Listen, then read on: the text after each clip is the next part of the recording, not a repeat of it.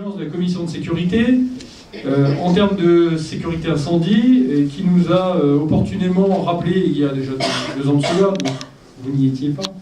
eh bien, il nous fallait de toute façon, à terme, à court terme, fermer le bâtiment Forgotte qui n'est plus aux normes.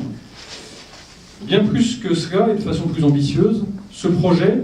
doit nous permettre de disposer à Gérardmer d'infrastructures de prise en charge de personnes âgées qui soient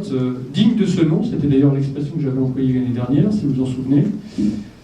et surtout qui soient dignes des attentes de la population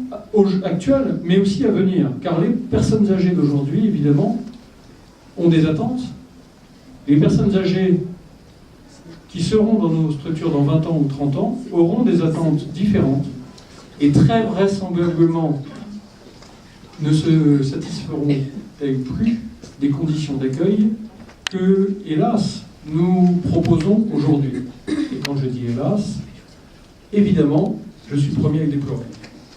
Des conditions d'accueil hôtelier adaptées, ça veut dire davantage de chambres seules, ça veut dire davantage de mètres carrés par résident, ça veut dire des zones de circulation à la fois lumineuses et plus vastes, ça veut dire également des services nouveaux proposés, comme 2 unités de vie protégées, ce qui, pour certains de nos résidents atteints de certaines pathologies ou de troubles du comportement, fait défaut aujourd'hui. 2 unités de vie protégées, avec un jardin accessible,